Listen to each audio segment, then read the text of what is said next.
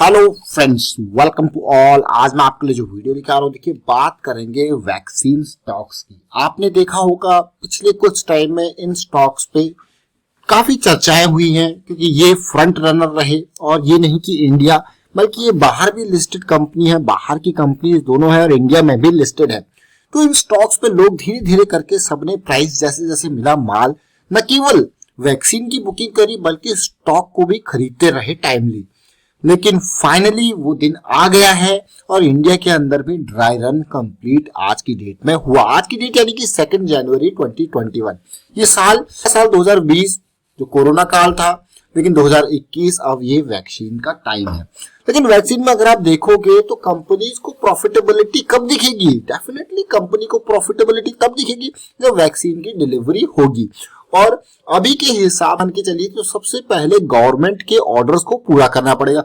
Government मतलब हर country की government ने कंपनीज को पहले से ही ऑर्डर दे के रखे हुए हैं। और जब पहले से ऑर्डर दे के रखे हैं तो अब आप सोचोगे यार इंडिया के अंदर क्या चीज चल रही है।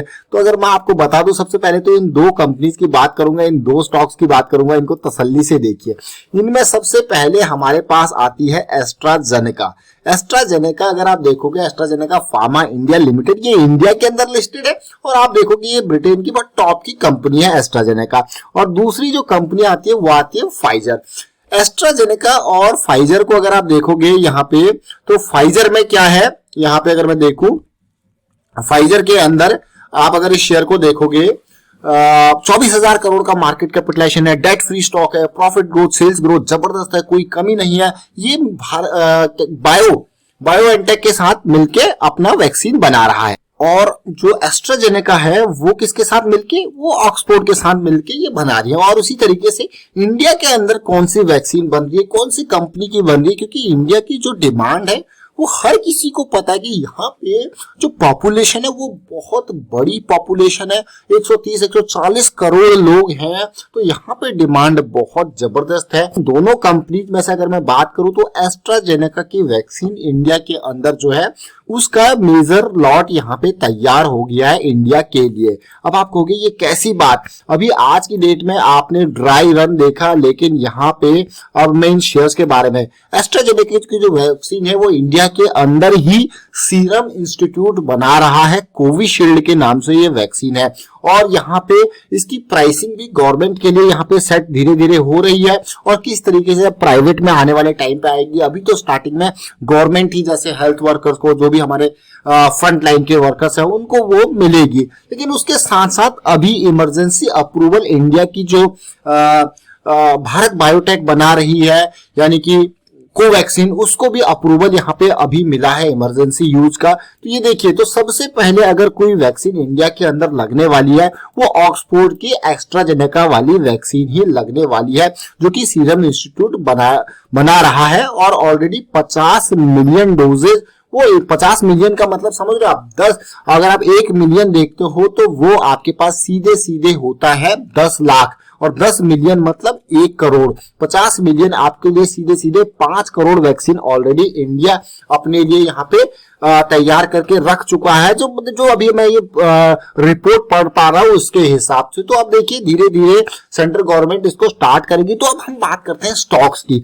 तो दोनों स्टॉक्स में से अभी जो मुझे यहाँ पे देखने को मिल रहा है, अगर मैं ग्लोबल लेवल की भी बात करूं तो एस्ट्राजेनेका न केवल इंडिया बल्कि यहाँ पे यूके के लिए भी, और क्योंकि फाइजर की वैक्सीन का जो स्टोरेज है वो उसका टेम्परेचर काफी डाउन है, जो कि इंडिया में एक जगह से दूसरी जगह बहुत सारी रिमोट लोकेशंस होती है, वो टफ है। तो इसीलिए फेवरेट एस्ट्राजेनेका बन रहा है। तो दोनों शेयर को हम यहाँ पे डिस्कस करेंगे। फंडामेंटल लेवल पे तो हमने दोनों शेयर्स को देखा, लेकिन जरा टेक्निकल लेवल पे भी समझने की कोशिश करते हैं।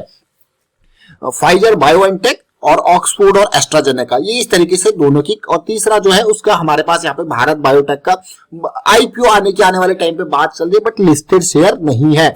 अब ये देखिए, सबसे पहले मैं एस्ट्राजेनेका को कोशिश करूंगा आपको समझाने की, क्योंकि भारत बायोटेक फाइजर के शेयर को भी बाद में देखते हैं।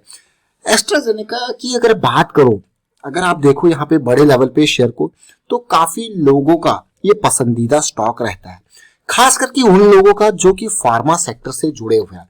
मैं हर बार आपको ये बात बताने की कोशिश जरूर करता हूं कि फार्मा सेक्टर वाले लोगों से इसकी वैल्यू पूछो।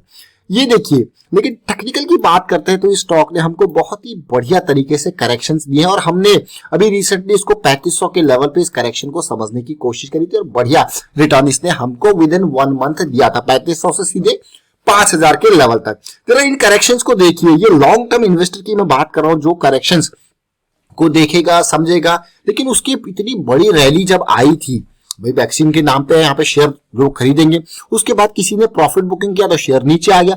बट पिछले 3-4 महीनों की ये करेक्शन देखिए, धीरे धीरे अब वैक्सीन का डिस्ट्रीब्यूशन स्टार्ट हुआ है तो यहाँ पे करेक्शन भी आई और वो भी रिजॉल्व होके, तो भाई क्या ये आसमान छुएगा शेयर? बिल्कुल डेफिनेटली। मैं आपको दिखाता हूँ यहाँ पे मंथली बार के बाद वीकली चार्ट को।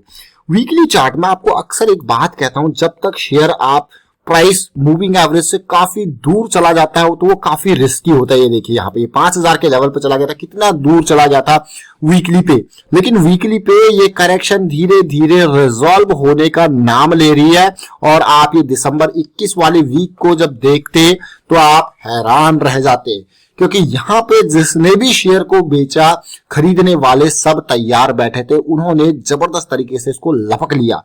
लपकते ही स्विंग स्टार्ट हो गया और पिछले वीक का लास्ट वीक जो 21 दिसंबर वाला वीक जो था उसका हाई क्रॉस करते ही शेयर में तेजी आपको देखने को मिली। और लास्ट वीक का वॉल्यूम आप देख सकते हो कि पूरी की पूरी, यानी कि सितंबर से लेके अब तक की पूरी करेक्शन के वॉल्यूम को आप देखोगे तो लास्ट वीक का वॉल्यूम बहुत ही खतरनाक वॉल्यूम मुझे देखने को मिला, जो कि यहाँ पे जब ये शेयर ने 5000 के प्राइस को टच किया था उसके बाद दोबारा ऐसा वॉल्यूम देखने को मिला। यानी कि लोग, और प्राइस अभी वीकली की थीसिस अगर आपकी है तो प्राइस मूविंग एवरेज की ज्यादा दूर नहीं है, पास आया तो लोगों ने झटक लिया। आप लोगों ने सोचा यही मौका है और स्विंग के लिए स्टार्ट, तो कहीं ना कहीं फेवरेबल शेयर अभी यही है। But what would be the risk management? That is the most important thing. So अगर मैं यहाँ पे इन्वेस्ट अगर कर रहा हूं 46, 4500 जिस भी प्राइसिंग पे मुझे ये मिल रहा है, मैं एक्यूमुलेट इसको कर रहा हूं, तो मेरा स्टॉप लॉस यहाँ पे 4000 के लेवल पे, यानी कि लास्ट टू लास्ट वीक का जो बॉटम पॉइंट है, जो मेरा स्विंग का बॉटम पॉइंट है, उसके नीचे मेरा स्टॉप लॉस होगा। और लास्ट टाइम पे जब हमने ये स्टॉक को नजर डाली थी, मौका मिला था, ये 3500 के आसपास का लेवल था, उस टाइम पे हमारा स्टॉप लॉस कितना था? ये लेवल। अब जो लोगों ने उस टाइम पे पोजीशन बनाई है और वो अगर पोजीशन को इंक्रीज करना चाहते हैं तो उनके लिए फिर से मौका है, बट नई पोजीशन के लिए स्टॉप लॉस ये, और धीरे धीरे जब इसमें रैली आएगी तो ये स्टॉप लॉस भी ट्रेल होके ऊपर चले जाएगा ताकि प्रॉफिट भी सेव हो पाए। तो बहुत ही अच्छी बात मुझे ये लगी। एस्ट्राजेनेका बहुत ही फेवरेबल कंडीशन में अभी चल रहा है, लेकिन अब समझते हैं इसके डेली टाइम फ्रेम को।